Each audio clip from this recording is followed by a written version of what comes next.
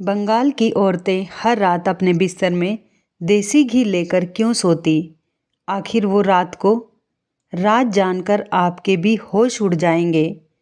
मेरे घर के हालात बहुत ज़्यादा ख़राब थे, इसलिए मुझे किसी ने बंगाल में नौकरी करने के लिए कहा। मैं बंगाल में नौकरी करने के लिए चला गया। बंगाल में जाकर मेरे लिए और भी ज़्यादा मुश्किलें आ गई थी और मुझे यहाँ पर आए हुए अभी 6 महीने ही गुजरे थे। इसलिए मैंने कभी भी अपनी ज़िंदगी में कोई खुशियाँ भरने की कोशिश नहीं की थी। मैंने ना ही कभी किसी लड़की की तरफ नज़र उठाकर देखा और ना ही उससे पहले नौकरी करने की कोशिश की थी। लेकिन जब यहाँ पर आने के बाद मेरे कुछ दिन गुजरे तो जैसे मेरी ज़िंदगी में एक बहार सी आ गई थी। एक बंगाली लड़की ने मुझे पसंद कर लिया था। वो उम्र में मुझसे बहुत छोटी थी, जवान थी, खूबसूरत थी। उसने मुझसे कहा कि वो मुझसे शादी करना चाहती हैं। मैं जहाँ पर नौकरी करता था वो भी वहीं पर मेरे साथ नौकरी करती थी। मैं बंगाल की एक फैक्ट्री में प्रोडक्शन डिपार्टमेंट में काम किया करता था और वो भी वहीं पर मेरे साथ काम करती थी।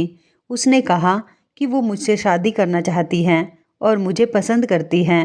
ये बात सुनते ही मेरी तो खुशी का ठिकाना नहीं रहा था। मेरा दिल धड़कना भूल गया था। मैं सोच भी नहीं सकता कि बिजनौर के छोटे से गांव से निकलकर मामूली से काम में सेट होकर मैं एक बंगाली लड़की का पति बन जाऊंगा। ये तो आपको भी सुनने में अजीब लग रहा होगा कि मैं 35 साल का और वो 20 साल की जवान लड़की, उससे शादी करने पर मैं बहुत खुश हो रहा था। उस लड़की की उम्र 20 साल थी। मेरे लिए बहुत ज़्यादा खुशकिस्मती की बात थी। मुझ जैसे 35 साल के लड़के को एक 20 साल की जवान खूबसूरत लड़की मिल रही थी, जबकि हम दोनों की उम्र में लगभग 15 साल का फासला था। आखिर उसने मेरे अंदर ऐसी क्या खूबी देखी थी जो मुझे पसंद कर लिया था। मेरे लिए यह मेरी ज़िंदगी की सबसे बड़ी खुशखबरी थी, क्योंकि मुझे गांव में तो कोई रिश्ता नहीं दे रहा था, इसलिए कि लोगों का ये कहना था कि आशीष वहाँ जाकर बहुत बिजी हो गया है। आशीष के पास ना तो टाइम है और ना ही इतना पैसा कि हम उसको अपनी बेटी दे सकें। अब उसकी उम्र भी ज़्यादा हो चुकी है और फिर ऐसे में इतनी कम उम्र की लड़की मिल जाना बहुत बड़ी बात होती है। और वैसे तो वो इतनी ज़्यादा हसीन है कि मैं उसके साथ अपनी पूरी ज़िंदगी बिता सकता था। ये बात मैंने अपने माता पिता को बताई तो पहले वो खुश हो गए और खुशी से फूले नहीं समा रहे थे, मगर फिर मेरी माँ की आंखों में आंसू छलकने लगे। मैंने कॉल पर अपनी माँ से पूछा कि क्या हुआ है माँ। माँ ने कहा कि आशीष बेटा, क्या तुम्हें लगता है कि वह बंगाली लड़की तुम्हें हमारे पास आने देगी? बिल्कुल भी ऐसा नहीं होगा। अब तो बस तुम बंगाल के ही होकर रह गए हो। खुशी तो बहुत है बेटा कि तुम्हें इतनी कम उम्र की लड़की मिल रही है और यकीनन वो गांव की लड़कियों से कहीं ज़्यादा खूबसूरत होगी। तुम्हारा ख्याल भी रखेगी, क्योंकि तुम उम्र में उससे बहुत बड़े हो और उसने तुम्हें अपनी मर्जी से पसंद किया है। लेकिन परेशानी यह है कि हमें तो तुम भूल ही जाओगे। सारी ज़िंदगी हमने तुम्हें पाल पोस कर बड़ा किया। हमें तुमसे बहुत सारी उम्मीदें हैं और आखिर में तुम उस बंगाली लड़की के ही होकर रह जाओगे। बस माता पिता की किस्मत में आखिर में सिर्फ मायूसी के सिवाय कुछ नहीं बचता। बस बेटे, मेरे दिल का बोझ हल्का हो गया। अब कॉल बंद करती हूँ। माँ के रोने की आवाज़ मेरे कानों में गूंज रही थी। ये बात तो माँ ने बिल्कुल ठीक कही थी। जब मैं बबीता से शादी कर रहा था तो मुझे बाकी लोगों को भूलना ही पड़ता। मैं बहुत ज़्यादा परेशान हो गया था। मेरे दिल में यह ख्याल आया कि इंसान को रोज़गार किस किस तरह से परेशान कर देता है कि उसे अपनों को ही छोड़ना पड़ता है। मुझे उन लड़कियों का दर्द बहुत महसूस हुआ जो अपने माता पिता को छोड़कर अपनी ससुराल की हो जाती हैं और फिर उन्हें वापस अपने ही घर आने के लिए किसी की परमिशन की ज़रूरत होती है। फ़िलहाल मैंने अपनी होने वाली बंगाली पत्नी बबीता से यह बात कही तो वो मेरे गले लग गई और मेरे गले लगकर कहने लगी, तुम ऐसी बातें क्यों कर रहे हो? क्या मुझे एहसास नहीं कि तुम एक इज्जतदार परिवार से ताल्लुक़ रखते हो और मैं कौन सा अलग हूँ? मेरे भी परिवार का यही उसूल है जो तुम्हारे परिवार का है। मुझे तो खुशी है कि तुम इतने जज्बाती हो रहे हो। इसका मतलब यही है कि तुम फ्यूचर में मुझसे बेपनाह मोहब्बत करोगे। मुझसे इतना प्यार करोगे कि मैं सारी ज़िंदगी खुश रहूँगी। जाहिर सी बात है, जो लड़का अपने माता पिता की इज्जत करता है वही असल में असली मर्द होता है, जो अपनी पत्नी को भी मोहब्बत दे सकता हो जो उसे चाहिए होती है। मेरी पत्नी की इतने नरम दिल को देखकर मैं बहुत खुश हुआ था। मैंने उससे पूछा, क्या तुम मेरे माता पिता के पास जाने की परमिशन दे रही हो? तुम्हें पता है ना कि तुमने मुझसे कहा था तुम शादी के बाद यहीं पर रहना चाहती हो। तो वो कहने लगी, अरे मेरे बेवकूफ़ पति, मैं तुमसे ये कहना चाह रही हूँ कि तुम अपने माता पिता को यहाँ बंगाल बुला लो। वैसे भी तो घर पर रहकर क्या करेंगे, तुम उनके इकलौते बेटे हो। अब वो वहाँ पर अकेले रह गए, तुम चाहो तो उन्हें यहाँ पर बुला सकते हो। तुम ही तो कहते हो कि तुम्हारे रिश्तेदार अच्छे नहीं हैं और ना ही उन लोगों का व्यवहार तुम्हारी फैमिली के साथ अच्छा है, तो फिर वहाँ पर अकेले रहकर तुम्हारे पेरेंट्स क्या करेंगे? तुम उनको यहाँ पर बुला लो और हम उनकी मौजूदगी में उनके सामने यहाँ पर शादी कर लेंगे। मेरी पत्नी बबीता के कहे हुए शब्द मुझे बहुत ही अच्छे लग रहे थे। मैंने अपने पेरेंट्स को ये गुड न्यूज़ सुना दी। मेरे पेरेंट्स के आने जाने का सारा खर्चा बबीता ने ही उठाया था। वैसे भी उसके पास पैसों की कोई कमी नहीं थी, क्योंकि वो मुझसे पहले ही फैक्ट्री में काम कर रही थी। 18 साल की थी तब से ही वो इस फैक्ट्री में काम कर रही थी और मुझे तो अभी फैक्ट्री में लगे हुए सिर्फ 6 महीने ही गुजरे थे, इसलिए मेरी सैलरी उससे कम थी। शायद बबीता को अपनी ज़िंदगी में ऐसा मर्द चाहिए था जो उसके साथ चलता हुआ अच्छा लगे। वैसे मेरी उम्र 35 साल थी, लेकिन मेरी हाइट हेल्थ कम थी, इसलिए मैं भी कम उम्र का ही लगता था।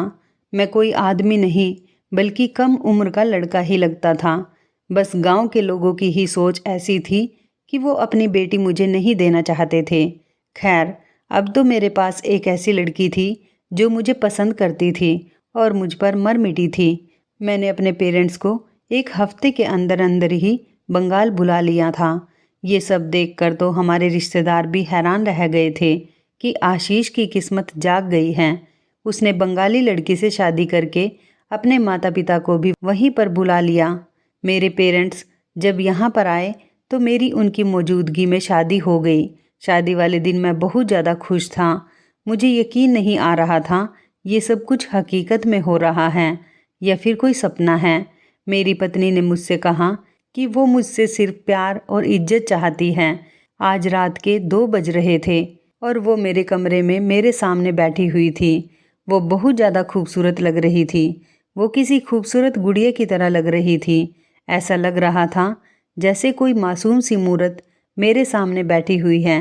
मैं भी बहुत स्मार्ट लग रहा था और कपड़े भी महंगे पहन रखे थे, लेकिन मैं था तो एक अनपढ़ ही। मेरे अनपढ़ होने का सबूत ये था कि मैंने अपनी पत्नी के लिए जो गिफ्ट लिया था उसको मैंने एक सिर्फ छोटी सी थैली में रख लिया था। ना ही उसको बॉक्स में रखा और ना ही उसको पैक करवाया, जबकि मेरे पास एक थैली में अलग से पैसे भी पड़े हुए थे जो मैं आज सुबह सुबह ही लेकर आया था। और ये भूल गया था कि मेरी पत्नी को तो चॉकलेट्स पसंद हैं। उसे तो चॉकलेट और टेडी बियर से प्यार है, जबकि मैं उसके लिए पैसे लेकर आया हूँ और मैंने एक छोटा सा आर्टिफिशियल सेट भी उसके लिए ले लिया था। वैसे भी हम जैसे लोगों की फितरत कहीं भी जाकर नहीं बदलती। मैंने भी ना सोचते हुए पैसे अपने पास इसलिए रखे थे कि वो जो चाहेगी अपने लिए लेकर आ जाएगी। ये भूल गया था कि उसके पास तो पहले से ही बहुत सारे पैसे हैं। मेरी पत्नी के हाथ में पहले से ही एक छोटा सा बॉक्स मौजूद था। शायद वो भी मुझे कोई गिफ्ट देना चाहती थी। जब मैंने उसके हाथ में वो गिफ्ट देखा तो अपने पैसे देने का इरादा बदल लिया। सोचा कि उसे पैसे नहीं दूंगा, लेकिन वो मेरे हाथों में थैली देख चुकी थी जिसमें से एक में तो ज्वेलरी सेट था और दूसरे में पैसे थे। वो मुझसे पूछने लगी, आशीष इसमें क्या है? उसने मुझसे पूछा तो मैंने उसे बता दिया, ये मैं तुम्हें देने वाला था। मैंने ज्वेलरी सेट तो उसको दे दिया, उसे पसंद आया, लेकिन वो दूसरे वाली थैली को मैंने कहा कि इसे तुम कहीं पर रख दो, ये मैं तुमसे सुबह को ही ले लूँगा, ये मेरा रोज़ का जेब खर्च है। तो बबीता कहने लगी कि मुझे तो लगा था कि तुम मेरे लिए कोई स्पेशल गिफ्ट लेकर आए हो। वो ज्वेलरी सेट भी सिर्फ मामूली सा ही था। उसे अच्छा तो लगा था, लेकिन वह उसे देखकर ज़्यादा खुश नहीं हुई थी। मैंने उससे कहा, माफ़ करना बबीता, मैं अपने पेरेंट्स की वजह से शायद सब कुछ भूल गया था कि मुझे तुम्हें कोई स्पेशल सरप्राइज़ भी देना है। लेकिन मैं तुम्हें कल इससे भी अच्छा गिफ्ट ला कर दूँगा जो तुम्हें बहुत ज़्यादा पसंद आएगा। बल्कि ला कर नहीं दूँगा, तुम्हें उस गिफ्ट के पास जाना पड़ेगा। मेरी चिकनी चिकनी बातों में वो आ गई थी और उसकी नाराज़गी भी दूर हो गई थी और वो सब कुछ भूलकर मेरे गिफ्ट के बारे में सोचने लगी। मैंने गद्दे के नीचे हाथ बढ़ाया और उससे कहा कि मैं ये सारे पैसे गद्दे के नीचे रख रहा हूँ। तब उसका चेहरा उतर गया। ऐसा लग रहा था जैसे वह नहीं चाहती थी मैं गद्दे के नीचे सामान रखूं। वो शायद मुझे अपने पास नहीं आने देगी। इस शादी का कोई मकसद होगा जैसे उसने शादी की, वरना मेरे हाथ आगे बढ़ाने पर वो मुझे इतनी अजीब नज़रों से नहीं देखती। मेरे दिल में हजारों सवाल आ रहे थे। बबीता कहने लगी, ये तुम क्या कर रहे हो? गद्दे के नीचे क्यों रख रहे हो? उसने मुस्कुराकर मुझसे पूछा। मैंने कहा, तो फिर कहाँ पर रखूं? तो वो कहने लगी, लाओ मैं इसे अपनी अलमारी में रख देती हूँ। उसने मुस्कुराकर जवाब दिया और उसने अपनी अलमारी को खोलकर उसमें रख दिया। मैं कब सो गया मुझे पता ही नहीं चला। सच पूछो तो मुझे याद ही नहीं कि मैं कब सो गया। जब मैं सुबह उठा तो मेरी पत्नी मेरे सामने बैठी हुई थी और वो मुस्कुराते हुए मुझे ही देख रही थी और मुझसे कहने लगी, जल्दी उठो आशीष, बहुत देर हो रही है और हमें फैक्ट्री भी तो जाना है। सब लोग हमारा वहाँ पर इंतज़ार कर रहे होंगे और तुम्हारे पेरेंट्स भी यही सोचेंगे कि मैंने उनके बेटे को उनसे छीन लिया। तो चलो जल्दी उठो, पहले ही बहुत देर हो गई है। उसने यह कहकर गद्दे के चारों तरफ के कोनों को अच्छी तरह से चादर से दबा दिया। मैं वॉशरूम में चला गया। मुझे अपनी पत्नी बबीता का बिहेव बहुत ही अजीब लग रहा था। ऐसा लग रहा था जैसे वह मुझसे कुछ छुपाने की कोशिश कर रही है। मैं वॉशरूम से वापस आया तो वो बेड पर ही बैठी हुई थी। जैसे ही मेरी नज़र उस पर पड़ी तो वह चौंक कर बेड पर लंबी लंबी लेट गई। ऐसा लग रहा था जैसे वो अपनी चोरी पकड़े जाने के डर से मुझसे कुछ छुपा रही है। मैंने उससे पूछा भी कि बबीता क्या है इन गद्दों के नीचे? तो बबीता कहने लगी, गद्दों के नीचे तो कुछ भी नहीं है। मैं आपसे क्या छुपाऊंगी? मैं क्या इसके नीचे कोई गलत चीज़ रखूंगी या फिर मेरे पास कोई खजाना है जो मैं गद्दों के नीचे दबा के रखूंगी? जैसे ही मैं पीछे मुड़ा और तैयार होने लगा तो अचानक ही वो खड़ी हो गई और उसने जल्दी से गद्दी के नीचे से कुछ निकाला और फ़ौरन उसको अलमारी के अंदर रखकर अलमारी में ताला लगा दिया। मैं अब शक में पड़ गया था कि अगर बबीता मुझसे कुछ नहीं छुपा रही है तो फिर उसने अलमारी में क्या चीज़ रखी है और फिर ताला क्यों लगाया है। ये बात मेरे दिमाग में घूम रही थी। हम लोग एक साथ घर से निकल गए और अपनी फैक्ट्री में जाकर काम करने में बिजी हो गए। रात कैसे हो गई पता ही नहीं चला। दिन भर हमने अपनी फैक्ट्री में काम किया था और फिर रात के 8 बजे हम लोग अपने पेरेंट्स के पास गए थे। वो भी हमें देखकर बहुत खुश हो गए थे। मेरी पत्नी ने अपने किसी जानने वाले से एक छोटा सा घर किराए पर ले लिया था जिसमें मेरे माता पिता ठहरे हुए थे, क्योंकि वो हमारे साथ उस घर में नहीं रह सकते थे जिस घर में हम रहते थे। वो मेरी पत्नी का घर था और वो भी बहुत छोटा था। उसमें सिर्फ एक कमरा और छोटा सा आंगन ही था।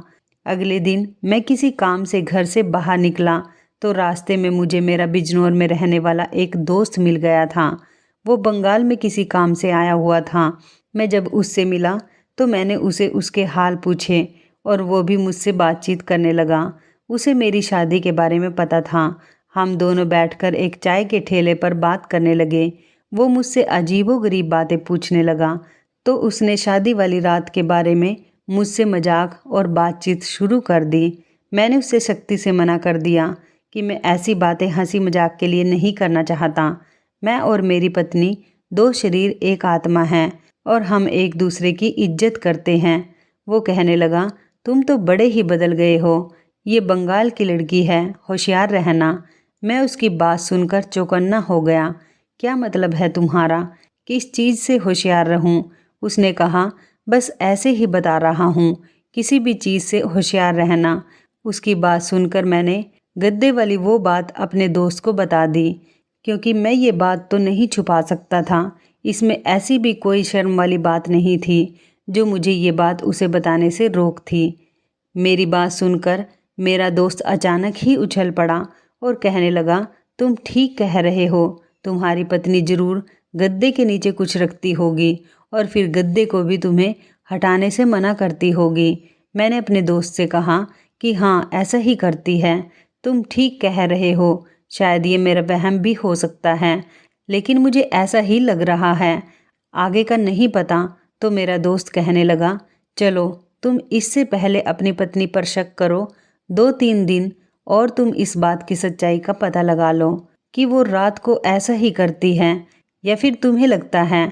मैंने उससे कहा, चलो ठीक है, मैं किसी दिन गद्दा ही उठाकर देखूंगा कि आखिर वो उसके नीचे क्या रखती हैं और वो रात को भी सोने से पहले बड़ी अजीब सी हरकतें करती हैं। मैंने अपने दोस्त को बताया। उसने कहा कि ठीक है, तुम 2-3 दिन उसको आजमा कर देखो, उसके बाद तुम किसी नतीजे पर पहुंच सकते हो। रात हुई तो मुझे किसी और चीज़ से ज़्यादा इंटरेस्ट बबीता के उस बिहेव में था कि वो गद्दे के नीचे क्या रखती है। फिर वही हुआ। रात हुई तो बबीता का बिहेव अजीब सा हो गया। बाकी सारी बातें तो वो मेरी मानती ही थी, किसी चीज़ पर उसे कोई ऐतराज़ नहीं था, लेकिन गद्दे के साथ वही राज रख रही थी। गद्दा तो वैसे चादर से दबा रही थी जैसे उसके नीचे कोई खजाना हो, और वो अपनी साइड की तरफ वाले गद्दे के साथ ही ऐसा करती थी। मुझसे कहने लगी, आशीष इधर होकर लेटो, ये क्या कर रहे हो। उसने मुझे अपनी जगह से पीछे हटा दिया और कहने लगी, मैं देख रही हूँ कि तुम मेरी जगह पर लेटने की कोशिश कर रहे हो, बहाने से गद्दे के नीचे देखना चाहते हो।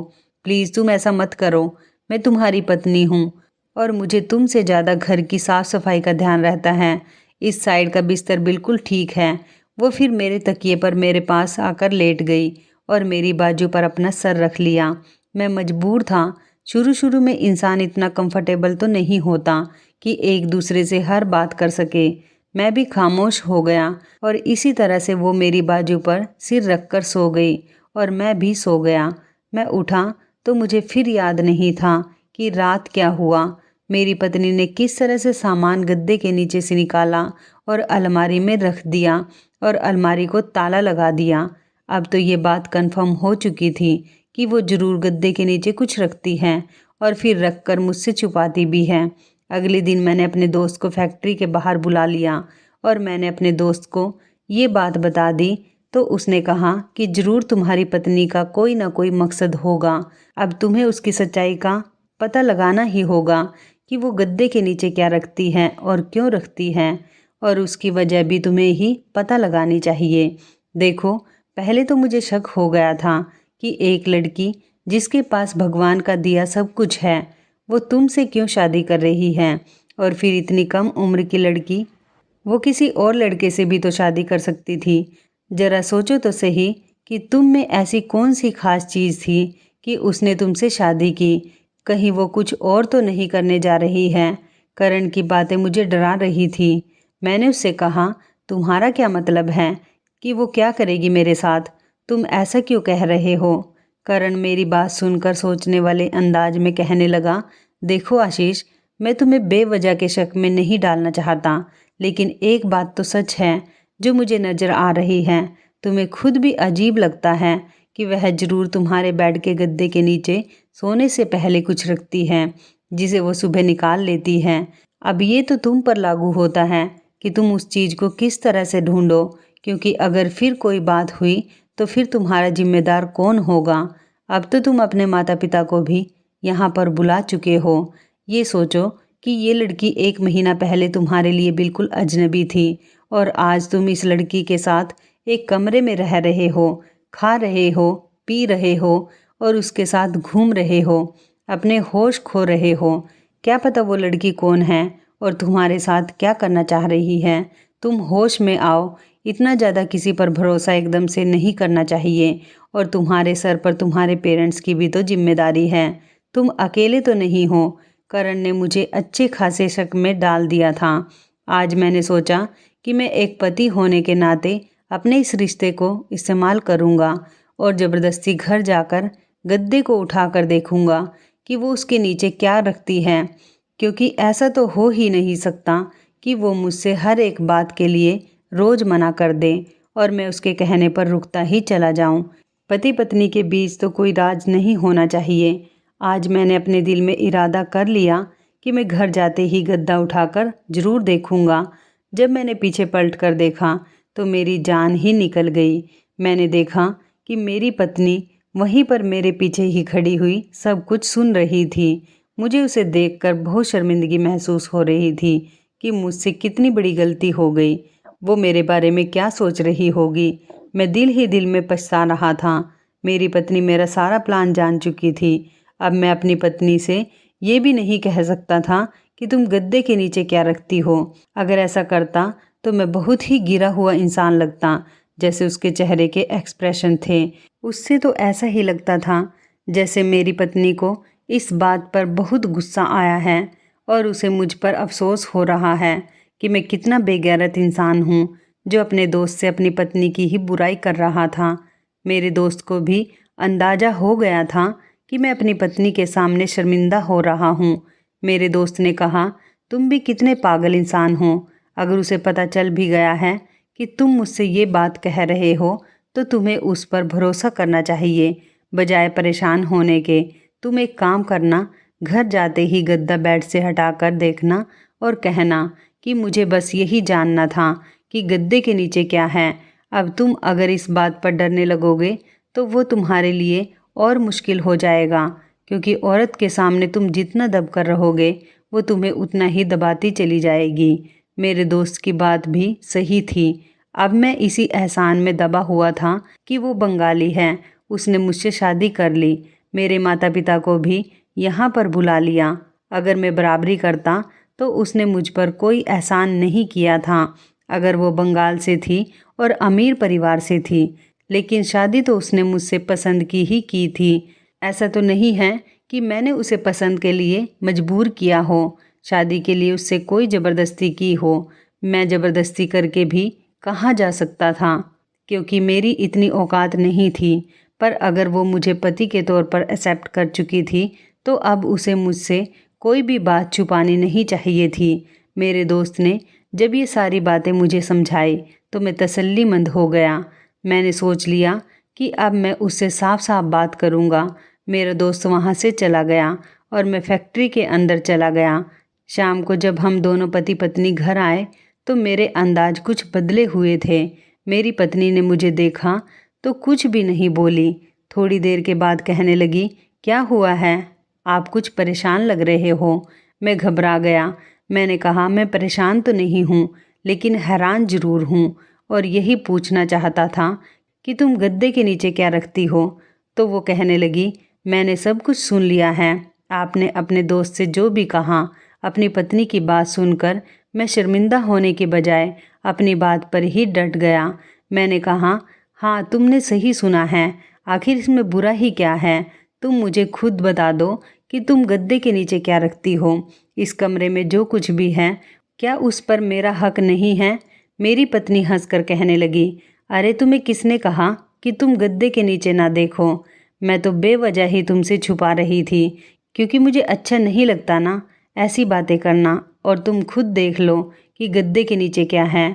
मेरी पत्नी ने एकदम ही गद्दे का बिस्तर हटाया और उसके बाद गद्दा भी हटाकर ज़मीन पर रख दिया। बेड पूरी तरह से खाली पड़ा हुआ था। सच में इसके नीचे तो कुछ भी नहीं था। मैंने अपनी पत्नी से कहा, हाँ मगर तुम रात को ज़रूर कुछ रखती हो, झूठ मत बोलो। वो कहने लगी, आशीष देखो, मुझे झूठ बोलने की आदत भी नहीं है। मैं अगर गद्दे के नीचे कुछ रखूँगी तो तुम्हें क्यों नहीं बताऊँगी।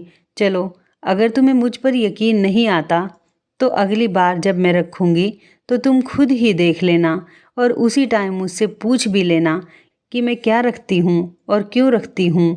मैंने कहा, चलो अच्छा है, ये भी अच्छा है। उम्मीद है कि अब तुम मुझसे कुछ छुपाओगी नहीं।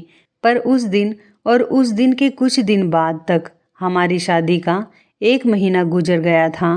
पर मुझे कमरे में आते ही नींद आ जाती थी। इतनी तेज नींद आती थी कि जब मेरी आँख खुलती तो सुबह हो जाती थी और मैं यही सोचता रह जाता था कि आखिर मैंने रात कब और कैसे गुजारी।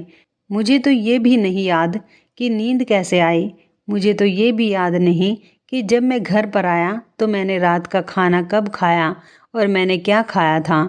अब मुझे परेशानी होने लगी थी। मैं किसी तौर पर भी अपने साथ ऐसा बिहेवियर बर्दाश्त नहीं कर सकता था। मुझे पता लगाना ही था, या फिर कमरे में आते ही मुझ पर नींद क्यों सवार हो जाती है। मैंने सोचा कि शायद मेरी पत्नी मुझे चाय में कुछ मिलाकर दे रही होगी और मेरे साथ कुछ ऐसा कर रही है जिससे मुझे नींद आ जाती है और मैं गहरी नींद में सो जाता हूँ। मैंने बहुत कोशिश की कि मैं पता लगा सकूँ आखिर मेरे साथ क्या होता है, पर मैं इस कोशिश में नाकाम रहा। मैं सारा दिन सावधान रहता कि अपनी पत्नी के हाथ से कुछ भी ना खाऊं, न पीऊं। बल्कि एक दिन तो ऐसा हुआ कि मैं बाजार से ही खाना लेकर आ गया था और हम दोनों ने वही खाना खाया। उस दिन भी जब मैं घर के अंदर दाखिल हुआ तो मुझे आते ही नींद आ गई थी। लेकिन इस सब से अच्छी बात ये हुई थी कि उस दिन मेरी सुबह 6 बजे ही आँख खुल गई थी। सुबह का जब मैं उठता था तो मुझे बहुत अच्छा महसूस होता था। फिर रात के किसी भी बात के बारे में सोच ही नहीं पाता था। मैं ज़्यादा से ज़्यादा अपने काम पर ध्यान दिया करता था और मेरी पत्नी भी ऐसी ही थी। वो मेरे साथ फैक्ट्री जाती थी और अपने काम में दिन भर बिजी हो जाती थी और रात को घर में आते ही वो हम दोनों के लिए खाना बनाती थी। मैं भी कभी कभी उसके साथ उसके काम में हाथ बटा दिया करता था। आखिर में मैं अपनी पत्नी से पूछने पर मजबूर हो गया। मैंने अपनी पत्नी से बहुत प्यार और मोहब्बत से पूछा कि मेरी जान, मुझे बता दो कि तुम ऐसा क्या जादू करती हो कि कमरे में आते ही मुझे नींद आ जाती है, और गद्दे वाली बात को तो मैं भूल ही गया हूँ। तुम गद्दे के नीचे क्या रखती थी? मेरी बात सुनकर वो हंसने लगी और कहने लगी, देखो, अगर तुम्हें लगता है कि मैंने तुम पर कोई जादू टोना किया है तो ये गलत है। जादू से तो मैं दूर भागती हूँ, बल्कि मैं तो ऐसे लोगों से नफरत करती हूँ जो जादू जैसी चीज़ों पर विश्वास रखते हैं। हाँ, पर एक जादू मैंने तुम पर ज़रूर किया है। मैंने घबराते हुए अपनी पत्नी से पूछा कि क्या, क्योंकि मुझे तो कुछ दिनों से ऐसा ही लग रहा था कि मैं किसी जादू टोने के असर में आ गया हूँ। देखो, तुम दूसरे शहर के लोगों को गलत आदतें होती हैं, रोज रात को देर से घर वापस आते हैं, जबकि हमारे शहर में ऐसा नहीं होता। यहाँ के सारे मर्द जल्द ही घर में आ जाते हैं और अपने परिवार के साथ ही सो जाते हैं। यहाँ के मर्द रातों को देर तक दोस्तों के साथ भी नहीं बैठते, बल्कि रात देर तक घर से बाहर भी नहीं निकलते, और औरतें भी घर से बाहर नहीं निकलती, जबकि बच्चों पर भी पाबंदी लगाई जाती है। सब लोग रात को 8 बजे तक ही सो जाते हैं और सुबह को 6 बजे तक उठ जाते हैं। दरअसल मैंने सुना है दूसरे शहरों के लड़के और आदमी रात के 1 या 2 बजे ही घर में घुसते हैं, लेकिन यहाँ पर ऐसा कुछ भी नहीं है। हमारे यहाँ का तरीका बहुत अलग है। आप भी यहाँ पर अपने तरीके से ही चल रहे थे। जब हम दोनों फैक्ट्री से आते थे तो आप खाना खाने के बाद यहाँ से चले जाते थे और मैं घर में अकेली हो जाती थी और आपका इंतज़ार करती रहती थी। मुझे आपका ये तरीका बिल्कुल भी पसंद नहीं आया था। मेरी बात पर नाराज मत होना, लेकिन बात यही है कि आपका तरीका बहुत गलत था। आपको रात को घर में होना चाहिए और अपनी पत्नी का ख्याल रखना चाहिए। वैसे तो आप मेरे साथ घर के कामों में भी हाथ बटाते हैं, लेकिन आपको बाहर जाने की ज़्यादा फिक्र लगी रहती थी। मैंने सोचा कि अगर मैं आपसे लड़ाई झगड़ा करूँगी, आपको बदलने की कोशिश करूँगी, तो शायद आप मुझसे नाराज़ हो जाएंगे, मुझसे लड़ाई झगड़ा करोगे। मैं आपको शादी के बाद से ही बदलने की कोशिश कर रही हूँ, लेकिन सच बताइए, क्या आपको अच्छा नहीं लगता कि आप घर में रहकर अपनी पत्नी का ख्याल रखें? ऐसा भी तो हो सकता है कि आपकी गैर मौजूदगी में घर में कोई घुस आए, या फिर कोई ऐसा इंसान जो आपकी पत्नी को नुकसान पहुंचा सके। तो क्या आपको अच्छा लगेगा? उसने नजरें चुराते हुए कहा। तो बस ये सब कुछ मैं इसलिए ही कर रही थी। मेरी तो सिर्फ ये कोशिश थी कि आप रात को जल्दी घर में आ जाओ और जल्दी ही सो जाया करो। इस शहर में क्राइम बहुत ज़्यादा हैं। मैं नहीं चाहती थी कि मेरा पति भी किसी गलत काम में पड़ जाए या फिर लोग उसे मुश्किल में डाल दें। हम लोग मामूली से लोग हैं। अगर हमें अपनी ज़िंदगी आसानी से जीनी है तो हमें अपने तौर तरीके बदलने पड़ेंगे, और मैं यही कर रही थी। आपके साथ आपके तौर तरीकों को बदल रही थी। आपके गांव में ऐसा होता होगा कि आप रात को देर से घर वापस आते होंगे, लेकिन यहाँ पर ऐसा कुछ नहीं है। यहाँ रात हो जाने के बाद कोई बच्चा भी घर से बाहर नहीं निकलता। तभी तो यहाँ पर हर कोई इंसान सुबह जल्दी उठकर अपने काम में लग जाता है और शाम को जल्दी फ्री होकर अपनी फैमिली के साथ टाइम स्पेंड करता है और फिर सो जाता है।